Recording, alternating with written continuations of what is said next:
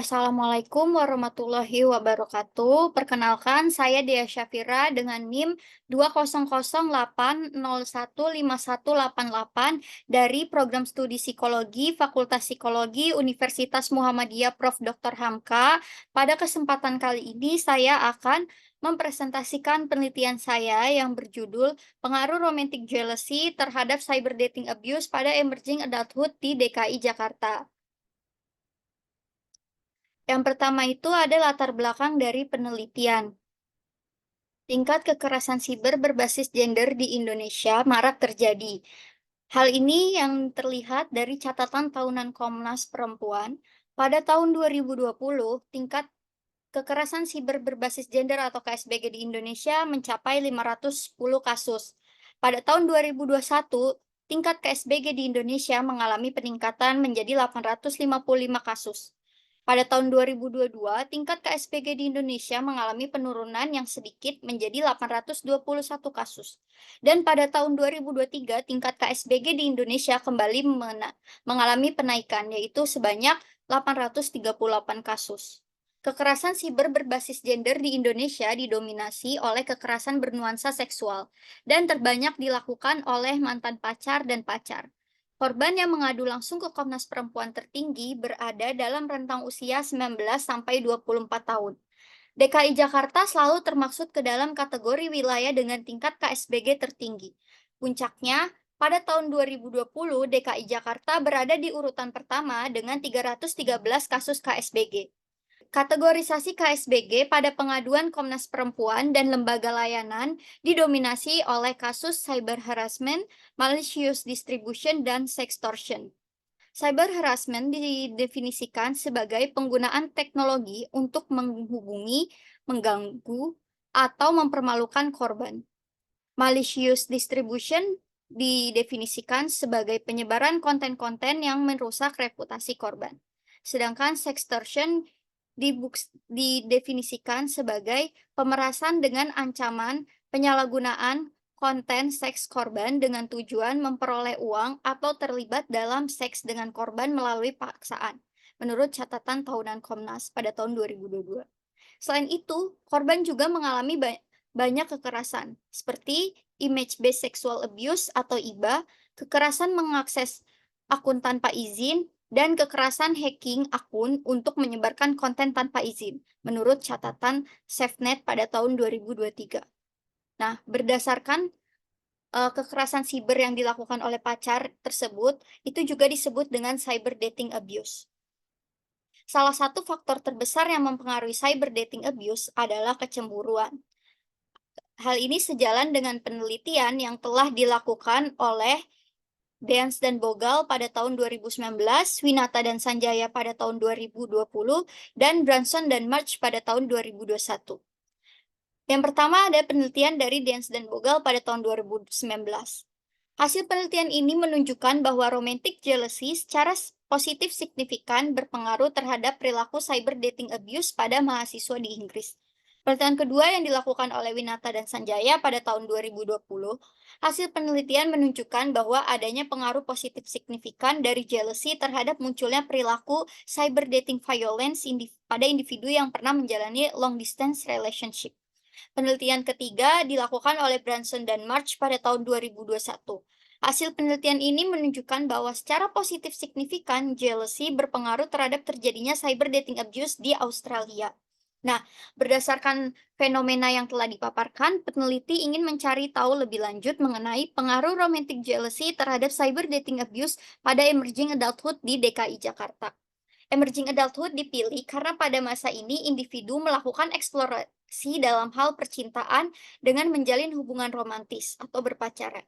Sedangkan DKI Jakarta dipilih karena merupakan kategori wilayah dengan tingkat kekerasan siber berbasis gender tertinggi di Indonesia. Selanjutnya, ada tujuan penelitian. Penelitian ini bertujuan untuk mengetahui pengaruh romantic jealousy terhadap cyber dating abuse pada emerging adulthood di DKI Jakarta. Lalu ada kajian pustaka yang digunakan dalam penelitian ini. Yang pertama ada teori mengenai romantic jealousy. Jealousy adalah suatu rangkaian respon emosi, kognitif, dan perilaku dari suatu stimulus atau ancaman yang dapat menyebabkan kekhawatiran dan kecurigaan terhadap kesetiaan pasangan, menurut Pfeiffer dan Wong pada tahun 1989. Terdapat tiga dimensi dalam romantic jealousy, yaitu ada kognitif, emosional, dan behavioral. Yang pertama itu ada kognitif. Kognitif adalah kekhawatiran dan kecurigaan individu mengenai perselingkuhan pasangannya dengan orang lain yang dianggap sebagai saingan dalam hubungan. Yang kedua, emosional. Emosional adalah respon individu terhadap suatu stimulus atau ancaman dalam hubungan, baik ancaman nyata maupun ancaman tidak nyata.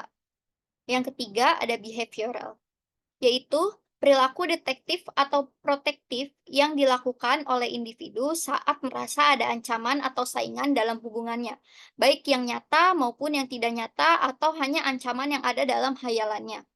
Yang kedua itu ada cyber dating abuse. Cyber dating abuse adalah perilaku mengontrol, mempermalukan, melecehkan, mengancam, menghina, merendahkan, juga termasuk perilaku cemburu yang menyebabkan pasangan tertekan, terisolasi, atau membuat pasangan merasa dikendalikan melalui teknologi. Menurut Borajo et al. Tahun 2015. Terdapat dua dimensi, yaitu direct aggression dan control monitoring. Pertama, direct aggression. Itu adalah individu melakukan tindakan dengan sengaja dilakukan untuk menyakiti pasangan seperti mengancam, menghina, atau menyebarkan informasi pribadi, termasuk foto atau video, serta mencuri identitas, misalnya membuat profil pasangan palsu di jaring sosial dengan maksud untuk menyakiti melalui media elektronik. Yang kedua, ada kontrol atau monitoring. Itu tindakan pengawasan atau pelanggaran privasi individu terhadap pasangannya. Misalnya mengontrol koneksi terakhir aplikasi chatting atau WhatsApp, atau menggunakan kata sandi pribadi akun sosial media pasangan. Nah, keterkaitannya, Borajo dalam penelitiannya menjelaskan lebih lanjut bahwa sebagian besar perilaku cyber dating abuse terjadi dalam konteks cemburu. Dan bentuk cyber dating abuse yang paling umum dilakukan seperti perilaku mengendalikan pasangannya, misalnya penggunaan teknologi untuk memeriksa keadaan atau aktivitas pasangannya, serta menggunakan kata sandi media sosial atau email pasangannya untuk memata-matainya. Nah, rata-rata aktivitas yang dilakukan oleh pelaku cyber dating abuse ini berupa perilaku memantau atau mengontrol keberadaan pasangannya dimanapun. Walaupun pasangannya merasa tidak nyaman, pelaku akan tetap melakukannya karena adanya rasa cemburu yang diakibatkan oleh ketidakpercayaan dan sifat posesif dari pelaku. Ini menurut Yanti et al. Pada tahun 2023. Selanjutnya ada metode penelitian. Yang pertama ada tipe dan desain. Tipenya penelitian kuantitatif dan desainnya survei dengan menyebarkan kuesioner melalui Google Forms secara online. Yang kedua ada populasi dan sampel. Populasi dalam penelitian ini adalah emerging adulthood di DKI Jakarta. Sampelnya terdiri dari 62 orang yang berusia 18 sampai 25 tahun di DKI Jakarta. Tekniknya itu non-probability sampling dengan metode purposive sampling. Adapun kriteria khusus dalam penelitian ini yang pertama berusia 18 sampai 25 tahun, yang kedua sedang menjalin hubungan berpacaran, yang ketiga berdomisili di DKI Jakarta, yang keempat aktif menggunakan sosial media. Tiga, ada alat ukur. Yang pertama, alat ukur yang digunakan untuk mengukur romantic jealousy bernama multidimensional jealousy scale yang disusun oleh Susan Pfeiffer dan Paul Wong pada tahun 1989. Alat ukur ini terdiri dari 24 item yang mengukur tiga dimensi jealousy, yaitu kognitif, emosional, dan behavioral. Yang kedua, ada alat ukur yang digunakan untuk mengukur cyber dating abuse. Alat ukur ini bernama Cyber Dating Abuse Questionnaire yang disusun oleh Borajo, James Guadix, Pereda, dan Kelvet pada tahun 2015. Alat ukur ini terdiri dari 20 item yang mengukur dua dimensi cyber dating abuse, yaitu direct aggression dan control atau monitoring. Selanjutnya ada analisa data. Analisa data yang digunakan dalam penelitian ini adalah regresi linear sederhana yang diolah menggunakan aplikasi Jamovi versi 2328.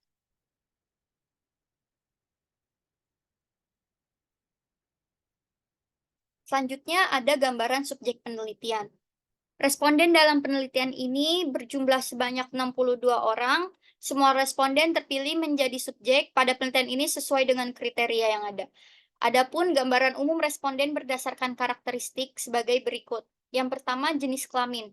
Responden dalam penelitian ini terbagi menjadi dua jenis kelamin. Jenis kelamin perempuan sebanyak 42 orang dan jenis kelamin laki-laki sebanyak 20 orang. Kedua, usia. Dapat diketahui usia dari responden penelitian ini mayoritasnya berada di rentang usia 21 sampai 22 tahun sebanyak 22 orang. Sedangkan jumlah responden penelitian dengan usia terkecil berada pada rentang usia 18 sampai 19 tahun sebanyak 9 orang. Yang ketiga, ada domisili. Dapat diketahui jumlah responden tertinggi berdasarkan domisili berada di Jakarta Selatan sebanyak 41 orang. Sedangkan jumlah responden terendah berdasarkan domisili berada di Jakarta Timur sebanyak 2 orang. Keempat, lama hubungan berpacaran. Dapat diketahui jumlah mayoritas responden penelitian terbanyak berada pada di kategori berpacaran lebih dari 1 tahun sebanyak 27 orang. Sedangkan responden penelitian terendah berada pada kategori 1 tahun sebanyak 12 orang. Kelima, waktu bermain media sosial dalam sehari. Dapat diketahui jumlah responden penelitian terbanyak pada kategori bermain media sosial lebih dari 6 jam, yaitu sebanyak 27 orang. Sedangkan jumlah responden penelitian terendah berada pada kategori 1 sampai 2 jam, sebanyak 4 orang.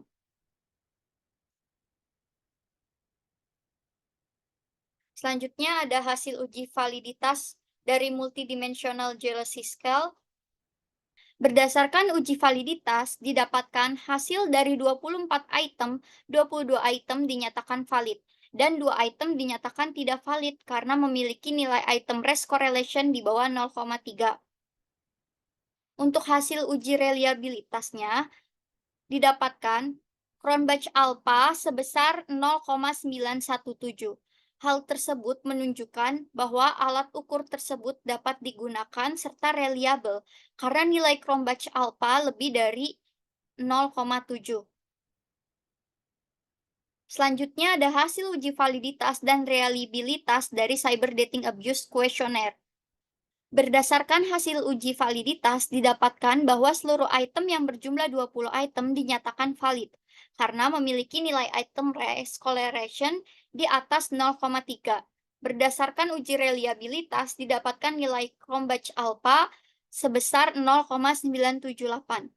Hal ini menunjukkan bahwa alat ukur tersebut dapat digunakan serta reliabel karena memiliki nilai Cronbach alpha lebih besar dari 0,7.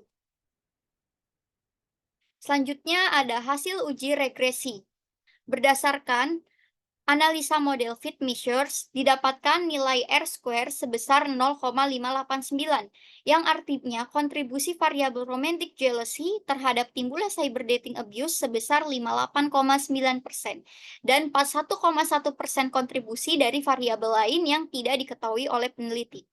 Selain itu, diketahui juga koefisien F sebesar 86,1 dengan probability value kurang dari 0,001. Sehingga adanya pengaruh romantic jealousy terhadap cyber dating abuse. Maka HA diterima dan HO ditolak. Sedangkan berdasarkan model koefisien, didapatkan nilai beta unstandardized pada variabel romantic jealousy sebesar 0,768 dengan probability value kurang dari 0,01, yang artinya bahwa romantic jealousy berpengaruh positif signifikan terhadap cyber dating abuse.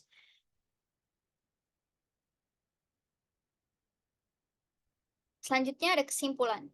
Dari hasil penelitian yang dilakukan dapat disimpulkan bahwa ada pengaruh positif signifikan romantic jealousy terhadap cyber dating abuse. Di mana artinya semakin tinggi tingkat romantic jealousy seseorang, maka semakin tinggi pula tindakan cyber dating abuse yang dilakukan. Sebaliknya, semakin rendah tingkat romantic jealousy seseorang, maka semakin rendah pula tindakan cyber dating abuse yang dilakukan. Sekian presentasi dari saya. Kurang lebihnya mohon maaf. Wassalamualaikum warahmatullahi wabarakatuh.